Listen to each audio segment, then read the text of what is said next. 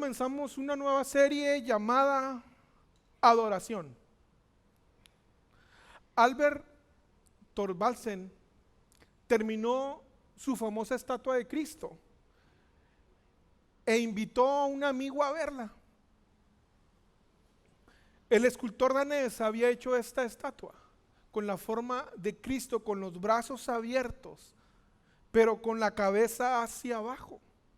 Entonces el amigo, cuando lo ve, le dice: sí, todo muy bien, Albert, pero no puedo ver su rostro. Albert le contesta: si quieres ver el rostro de Cristo, debes inclinarte. Porque solamente cuando los siervos de Dios se humillan para adorarlo, pueden verlo claramente. Hay algo que tenemos en común el pueblo de Israel, los primeros cristianos después de la resurrección, y nosotros. Eso es la adoración. Juan 4:23 nos dice: pero se acerca el tiempo, de hecho ya ha llegado, cuando los verdaderos adoradores adorarán al Padre en espíritu y en verdad. El Padre busca personas que lo adoren de esa manera. La Biblia nos dice que Dios busca adoradores. Pero, ¿qué es la adoración? ¿A quién va dirigida la adoración? ¿Qué logra la adoración? Y algo no menos importante, ¿cómo se hace? ¿Cómo es que yo adoro a Dios? A veces creemos que la adoración solo es cantar canciones íntimas y lentas para Dios. Y nos lleva a pensar que solo los que tienen el don de una voz extraordinaria o que tienen la facilidad de tocar un instrumento son los que pueden adorar realmente. Y a veces los que tienen ese don se la creen, que son los únicos adoradores. Adorar es todo lo que hacemos a la manera de Dios. La adoración es realmente en lo que nos convertimos. La adoración es una forma en que vivimos. Y la adoración es la forma que el Señor vive con nosotros. Si solamente adorar fuera cantar canciones, tocar un instrumento, ¿dónde nos dejan a los demás? ¿Dónde nos dejan a los que no tenemos ese don y ese talento? ¿Estamos descartados? ¿No podemos ser adoradores? Una iglesia que no adora difícilmente podrá invitar a la presencia de Dios. Porque si no adoramos, ¿cómo suponemos que Dios se mueve en nuestras vidas? Y sin el poder de Dios en nuestras vidas, ¿cómo esperamos tener una iglesia o una vida? Y como una iglesia sin vida puede cambiar al mundo. Sin adoración somos simplemente gente religiosa que trabaja vanamente en tareas religiosas. La adoración es la motivación que convierte cada tarea en una demostración de nuestro amor por Dios y a las personas. Y antes de ocuparnos de la adoración, quisiera tocar un tema del cual la Biblia habla ampliamente, que es nuestra identidad. Porque quien eres determina tu comprensión y valor de lo que haces. Quien tú crees que eres va a definir qué haces. Va a definir la conclusión a la que llegues después de haber pasado algo. Quien tú crees quien tú crees que eres define la mayoría de tus decisiones. Define cómo ves las consecuencias. A la pregunta de quién soy. Saber quién soy es la principal motivación para cada decisión que tomamos en nuestra vida. Un futbolista buscará y hará todas las acciones que lo lleven ¿a qué? A ser futbolista. Se juntará con gente que le ayude, se juntará con personas que lo ayuden a mejorar, siempre enfocado a ser futbolista. Y tú le puedes decir, oye, no eres tan bueno cantando. Y te va a decir, ¿y qué tiene? Yo no soy cantante. Ah, pero dile que es mal futbolista y que no merece jugar en primera división. Lo primero que él sentirá es rechazo de tu parte. Y si tu voz es una voz autorizada en él, él tendrá una crisis de identidad. ¿Por qué no sintió lo mismo cuando le dijiste lo de cantar? Porque la mayoría de la gente cree que su función determina su identidad. Creemos que mis dones y mis talentos son los que me dan valor y utilidad ante Dios y los demás. Por eso cuando los atacas, siento el rechazo. Los no puedes, normalmente los relacionamos con no eres. Cuando te dicen, es que tú no puedes hacer esto, si va en contra de lo que tú crees que eres y lo que tus dones pueden ofrecer, lo traduces en no soy suficiente. La incapacidad de poder hacer alguna acción que nosotros queremos, la relacionamos con falta de valor, falta de identidad y falta de propósito. Por eso, cada vez que creemos que Dios o los demás no nos están valorando, no nos están viendo o nos están aprovechando de acuerdo a como yo creo que me debes ver, como yo creo que me debes aprovechar, lo relacionas con rechazo. Me contaron que en una iglesia marciana, extranjera, alguien llega comúnmente a decir, pues yo quiero predicar, tengo el don, tengo el talento. Y yo les digo, el otro pastor les dice, ¿y luego yo qué voy a hacer? Pero ¿qué te parece? Mira, si me ayudas en otro ministerio, ¿has pensado en anfitriones, hospitalidad, estacionamiento? O si es mujer, ¿has pensado en maternidad? ¿Sabes cómo se sienten? Rechazados. ¿Y sabes qué pasa? El 98%, porque uno que sí regresan, 98% de personas no regresan. Lo mismo pasa cuando eres músico.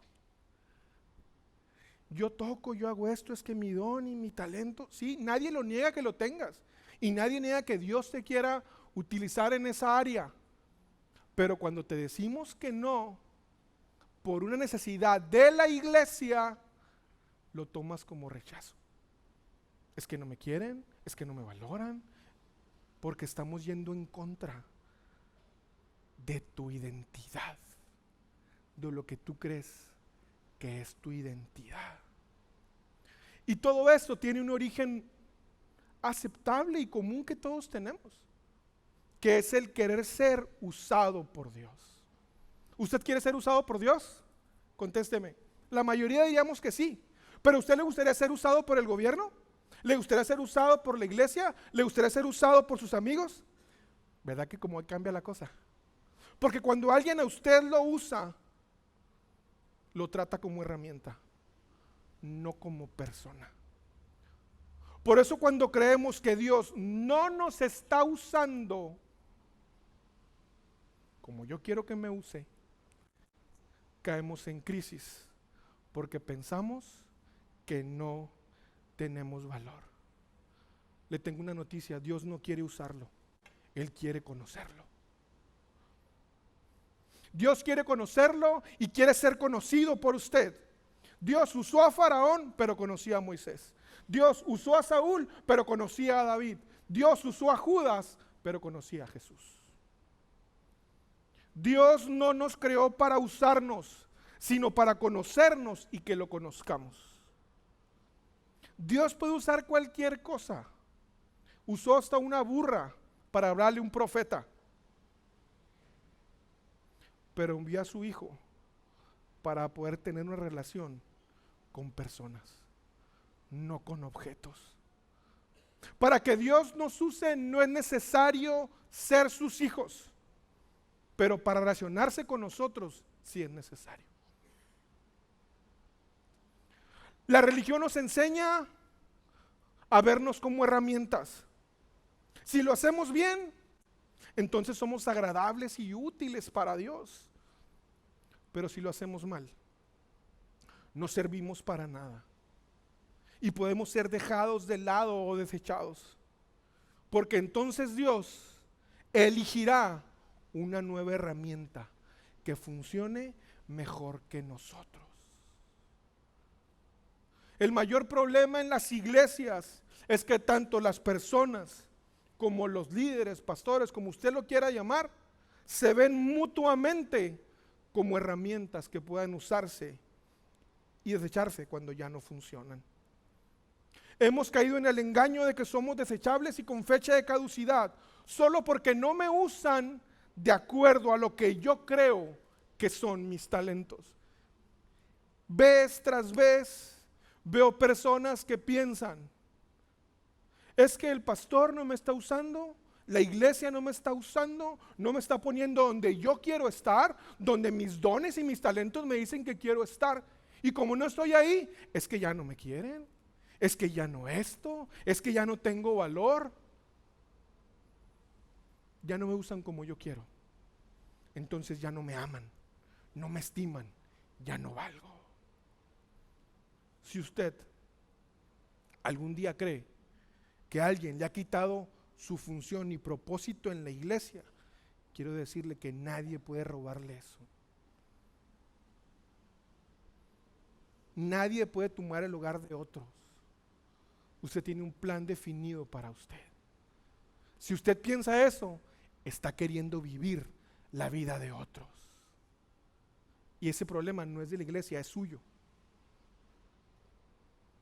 La religión se basa en que tengo que cumplir con mi deber, con el objetivo de ser valioso para Dios, porque si no cumplo, no valgo. La adoración es lo contrario a la religión. Un corazón adorador entiende que Jesús ya lo hizo valioso para Dios y por eso le sirve. Un corazón adorador pone a disposición de Dios su vida, no restringido a mis dones y mis talentos. Pongo mi vida, dime tú cómo quieres usarme, cómo quieres que extienda tu reino. No lo voy a forzar y obligarte a que sea únicamente bajo mis términos. No. Dime tú, Señor, cómo te sirvo. Dime cómo lo hago. Y Dios en su misericordia hará que dones y talentos se desarrollen en base a lo que Él quiere para nosotros. Porque no es un Dios malo.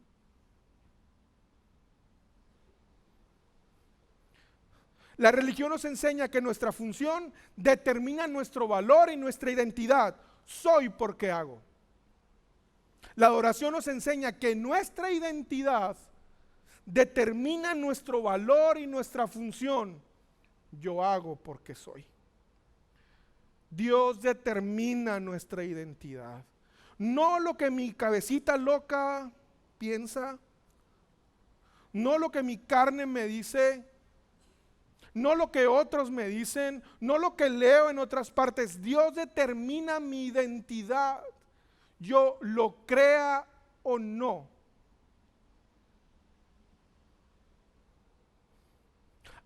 A lo largo de la Biblia se nos comunican tres cosas, principalmente: cómo Dios nos ve, cuánto Él nos valora y cómo podemos servir su corazón. Dios nos dice que somos sus hijos, que somos amigos de Dios, que somos más que vencedores, que somos elegidos y muy amados, que somos ciudadanos del cielo, que somos los redimidos, que somos los santos y que somos un reino de sacerdotes. Veamos este último punto. Somos sacerdotes. Éxodo 19:5 dice: ahora bien, si me obedecen y cumplen mi pacto, ustedes serán mi tesoro especial entre todas las naciones de la tierra, porque toda la tierra me pertenece. Ustedes serán mi reino de sacerdotes, mi nación santa. Ese es el mensaje que debes transmitir a los hijos de Israel. Dios nunca quiso que la palabra sacerdote fuera únicamente relacionada a un cierto grupo de personas. De hecho, Dios le está diciendo a Israel que quiere que sea su nación santa, que sean sus sacerdotes y que también sus hijos. Pero entonces, ¿qué pasó? Si Dios está diciendo que quiere que todos seamos sacerdotes, que no es un grupo exclusivo, ¿qué pasó? Llegó la idolatría en el becerro de oro. Éxodo 32:25 dice: Moisés vio que Aarón había permitido que el pueblo se descontrolara por completo y fuera el hazmerreír de sus enemigos.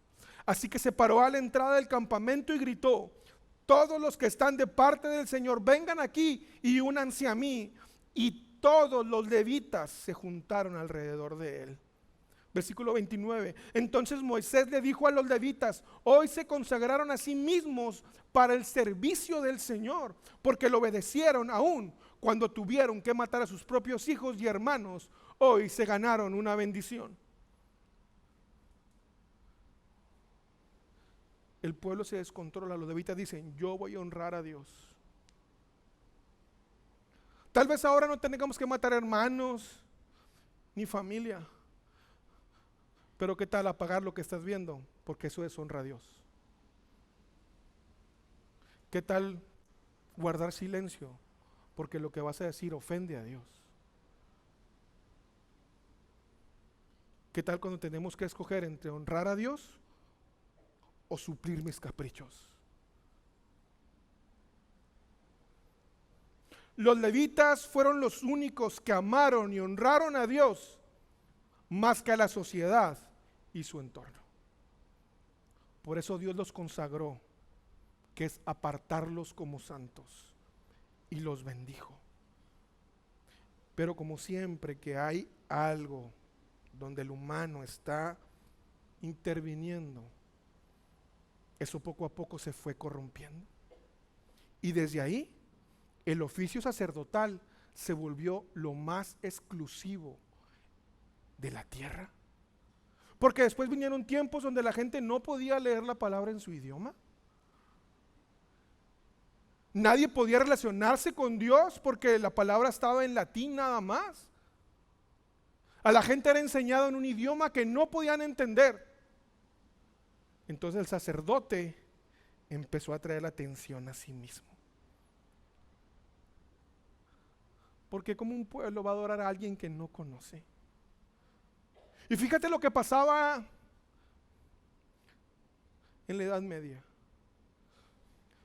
El pueblo de Dios únicamente podía relacionarse con Dios y entender lo que Dios quería para ellos por medio de lo que otra persona les decía. No podían leer la palabra en su casa, no podían, tenían que creer todo lo que les decían. Tristemente hoy pasa el mismo fenómeno. Aun cuando ya tenemos la palabra, tenemos miles de herramientas, caemos en el mismo error.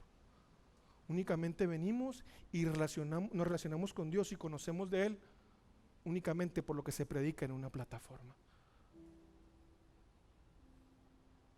Pero que de buscarlo, que de adorarlo, que de hacer un tiempo para buscar su palabra. ¿Qué nos falta? Un corazón adorador. Primero se nos dijo que solo los judíos podían ser sacerdotes. Solamente ellos podían entrar al tabernáculo una vez al año, y cuando entraban, uno de ellos, el que entraba, tenía que estar amarrado a las piernas. Porque si su vida no estaba correcta, al presentarse ante Dios iba a caer fulminado. ¿Y cómo lo sacaban? Pues lo arrastraban. Digo, nadie se iba a mandar por él, ¿va? Nadie se iba a arriesgar. Después se nos dijo que solo una parte de la iglesia tenía la potestad para ordenar sacerdotes. ¿Dónde quedamos nosotros? Los que para ellos somos los laicos. ¿Cómo es que yo puedo ser sacerdote? Pedro nos lo dice en 1 de Pedro 2:5. Y ustedes son las piedras vivas con las cuales Dios edifica su templo espiritual. Además, son sacerdotes santos. Por medio de Jesucristo, ustedes ofrecen sacrificios espirituales que no agradan a Dios. Todas esas eran figuras. Hoy, por medio de Jesús, todos somos sacerdotes. Al momento de nacer de nuevo, al momento de ser salvo, fuimos elegidos para ser sacerdotes. Si usted ha nacido de nuevo, Dios lo ha hecho parte de algo mucho más grande que Él está construyendo, que es su iglesia.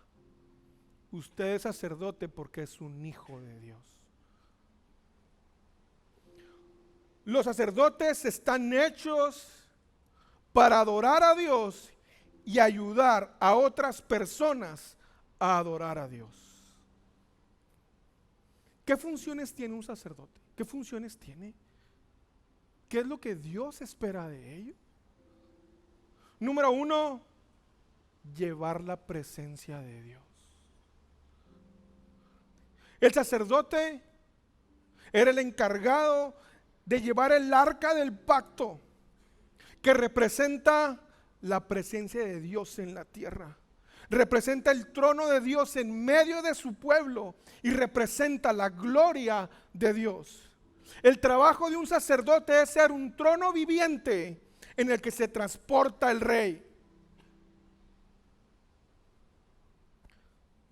El Espíritu Santo mora en nosotros y el Espíritu Santo es Dios. Un sacerdote a donde va está llevando la presencia de Dios. ¿No se ha preguntado por qué a veces las personas quieren platicar con usted? ¿Por qué las personas a veces le preguntan un consejo cuando no lo conocen? Eso es porque está llevando la presencia. ¿No se ha preguntado por qué los restaurantes algunas veces después de que usted llega se llenan? La presencia de Dios cambia ambiente.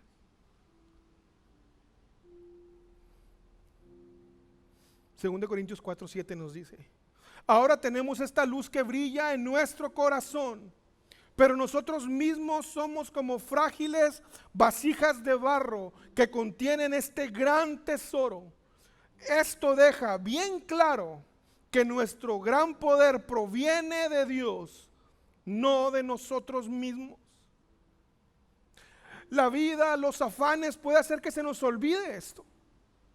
Se nos olvide que somos vasijas frágiles de barro y no nos sintamos suficientes, que no nos sintamos capaces de ser buenos embajadores de la presencia de Dios, y que lejos de que la gente se identifique conmigo por mi santidad, se identifican por mi carnalidad. No podemos compararnos con nadie. La palabra de Dios dice que no somos vasijas de plata u oro. Somos vasijas frágiles de barro.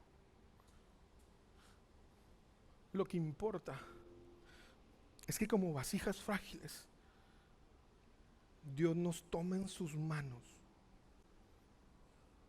sopla aliento de vida y nos llena. Eso es lo que importa. Yo soy una vasija con fugas. Soy una vasija con errores. vengo y busco la llenura del Espíritu Santo, pero otra vez vuelvo a tener, soy de barro.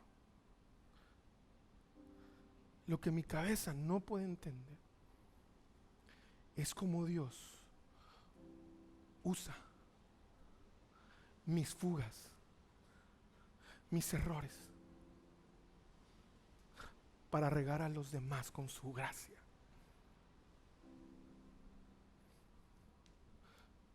Dios bendice tu vida a donde vas, porque quiere bendecir a los que te rodean. Pero no quiere un corazón rígido, de plata u oro, que se crea divino. Quiere un corazón dispuesto a ser enseñado, a reconocer: sí, tengo fugas.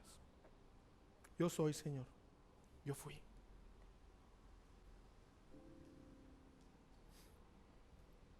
La siguiente función es ministrar a Dios. Y yo le voy a decir algo que a lo mejor le va a sonar raro, le advierto. Ministrar es la palabra que más erróneamente usamos los cristianos. Deuteronomio 18 dice: en aquel tiempo el Señor designó a los de la tribu de Leví para que se encargaran de llevar el arca del pacto del Señor y que estuvieran delante del Señor, para servirlo y pronunciar bendiciones en su nombre. Esas son las responsabilidades de ellos hasta el día de hoy. La tregua es la segunda palabra más usada para hacer referencia a la adoración y significa ministrar a Dios. ¿Qué es ministrar a Dios? A lo que ministras es a lo que pones en el trono de tu vida. Eso es ministrar a Dios. Hay gente que viene y dice: yo vengo a que me ministre. Eso es casi una herejía. Eso usted me está diciendo que yo lo pongo a usted en el trono de mi vida. Y el único que tiene el trono de mi vida es Dios. Porque si yo lo ministro a usted, quiere decir que usted es el centro y no. Y eso nos cala, porque nos duele aceptar que no somos lo más importante, que el más importante es Dios y el único que tiene que estar en el trono de mi vida. Confundimos la palabra ministrar con la palabra bendecir. Eso es otra cosa. Pero ministrar es entronar a alguien en mi vida. Y eso solo Dios. Porque no hay ninguna palabra que se refiera a la adoración que incluya a la humanidad. La adoración simplemente no es para nosotros, es para Dios. No podemos adorarnos a nosotros mismos porque nos volveríamos idólatras. Nos volveríamos idólatras cuando queremos que todo se refiera a nosotros, que todo sea en base a mis preferencias, que todo sea a mis gustos, a mis comodidades, y considerando siempre mi naturaleza egoísta. A veces gente te va a decir: no me gustó la alabanza ni la adoración. Pues no era para usted. La adoración es para Dios. Nunca tuvo el propósito de ser para el entretenimiento del hombre. No nos confundamos: pantallas, música, humo, no es adoración. Eso es simplemente un ambiente. La adoración le pertenece a Dios únicamente. Si vamos a buscar que la adoración nos agrade a nosotros antes que a Dios, no seremos sacerdotes, sino filántropos o humanistas. Si ministramos al hombre, le hemos dado el trono de nuestro corazón. ¿Sabe usted por qué las relaciones duelen cuando se pierde algo. Porque en algún punto adoramos a un hombre. Adoramos al hombre. No podemos ministrar a un hombre. No podemos ponerlo en el trono de nuestra vida. Los sacerdotes buscan el corazón de Dios. Los humanistas el de la gente. Hacemos todo para que Dios se sienta cómodo entre nosotros. Hacemos todo en nuestra vida para que Dios esté a gusto en nuestra casa, en nuestra iglesia. Y cuando lo hacemos de una forma correcta que a Él le agrada, entonces es cuando las personas vienen y llenan los lugares. Nosotros simplemente servimos la mesa. El que llena y atrae a las personas es Dios. Porque ¿qué sentido tiene reunirnos? Si es solo para buscar mi comodidad, si es solo para venir a escuchar algo que me ayude a poder llegar al otro fin de semana. ¿Qué sentido tiene? A que me nomás den una pildorita nada más para ver cómo. Si Dios no está en la iglesia, no hay quien sane, no hay quien salve, ni hay quien redima. La sanidad ocurre en la presencia del Dios sanador. La salvación ocurre en la presencia del Salvador. Todo es posible cuando Dios está en la casa.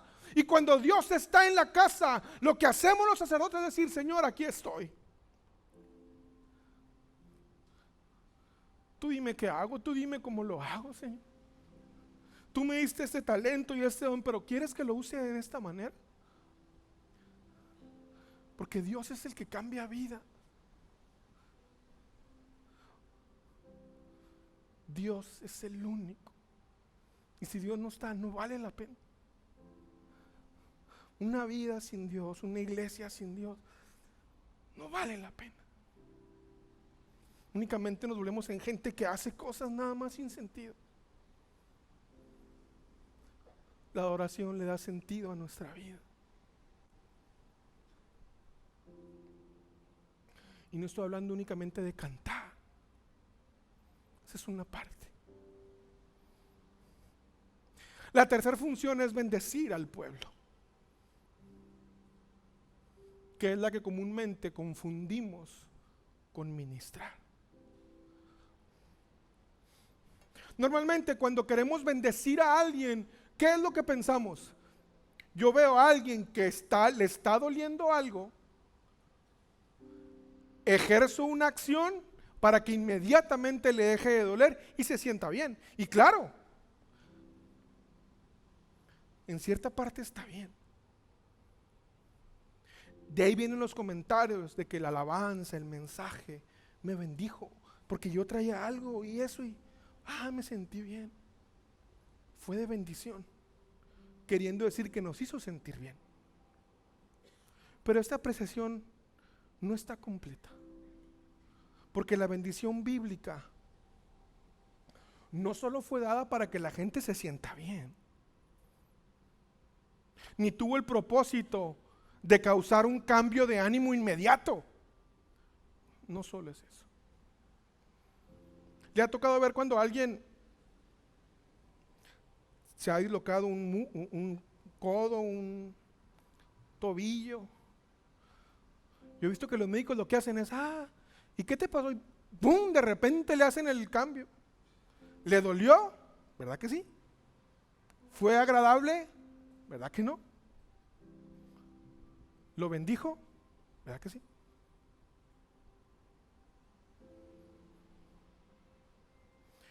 La bendición bíblica es aquella que nos ayuda a acelerar los cambios en nuestra persona sin la necesidad de que de entrada se sienta bien. Habrá veces que usted salga de aquí enojado por algo que dije y diga, pues me conoce o qué, o enojado por algo que alguien le dijo. Pero usted se lleva eso y lo empieza a meditar. Dice, sí es cierto lo que dijeron. No me sentí bien pues porque la carne duele. Y empieza a haber cambios en su vida. ¿Lo hizo sentir bien? ¿Verdad que no? ¿El cambio fue inmediato? ¿Verdad que no? ¿Lo bendijo? Sí. La bendición bíblica es la que causa cambios en las personas. No nos confundamos, las desgracias también causan cambios, pero no son bendiciones porque no salieron del corazón de Dios. La tarea de un sacerdote es bendecir a una persona mostrándoles cómo Dios ve las cosas, aunque a veces no los haga sentir bien. Cuando bendecimos a alguien, lo estamos viendo con ojos proféticos. Vemos lo que él puede llegar a ser. Es por eso que la palabra que se usa a veces, cuando algo no nos gusta y es de bendición, es la corrección. Dios tiene un propósito para ti, lo tiene marcado, lo tiene en su tiempo. Tú te empiezas a desviar. Alguien viene y te corrige para que emprendas acciones a volver el propósito de Dios. Cuando es de perdición, alguien te pierde. Yo le recomiendo que le agradezca a Dios si usted tiene a alguien que lo corrija. Porque si alguien está viendo en usted lo que Dios ve en usted, no está viendo su situación, no está viendo su... No, Él está viendo, lo está viendo usted como Dios lo ve. Y en base a eso se relaciona con usted, en base a eso le habla. Eso es la corrección. Sí, podremos disciplinar en el caso de nuestros hijos. Sí, a veces trataremos a nuestros hijos cosas que no nos gusten o cosas con otras personas. Pero no los tratamos de acuerdo a su comportamiento. Los tratamos de acuerdo a quien ellos son.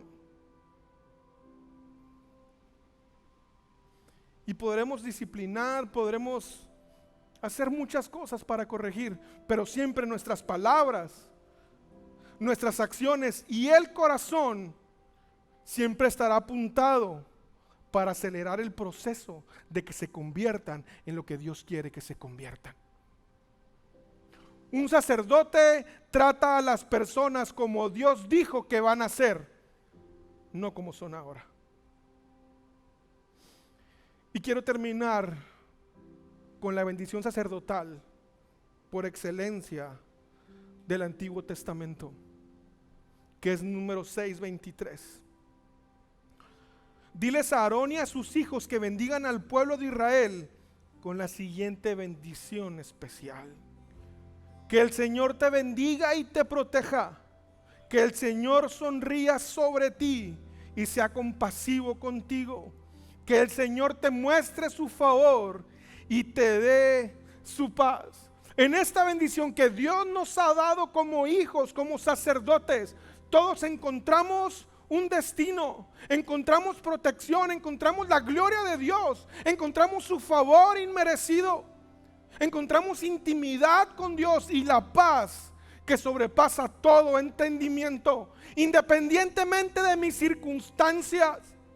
No importa por lo que estés pasando, no importa por lo que estés pensando, Dios te dice que eres bendito y no lo detienen tus circunstancias, porque Él te bendice, porque ve a su Hijo dentro de ti, porque Él ya te ve en lugares celestiales.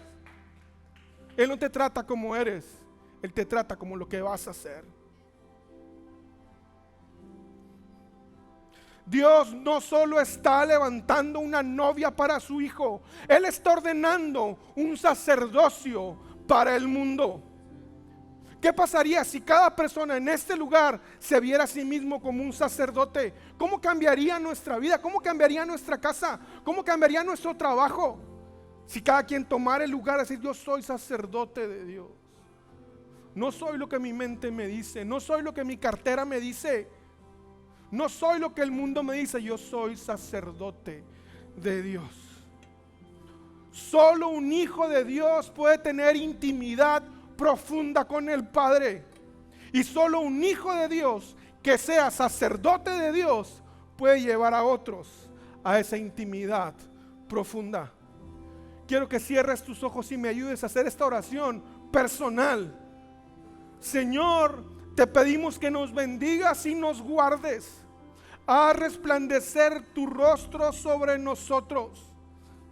Señor, alza tu rostro hacia nosotros para que podamos ver cómo tu atención y tu cuidado está sobre nosotros. Sabemos que nos amas por completo y nunca dejarás de amarnos. Gracias porque nunca nos abandonarás. Padre, por favor, danos la paz que sobrepasa todo entendimiento. Gracias por darnos al Espíritu Santo para enseñarnos cómo ser tus sacerdotes. En el nombre de Jesús. Amén.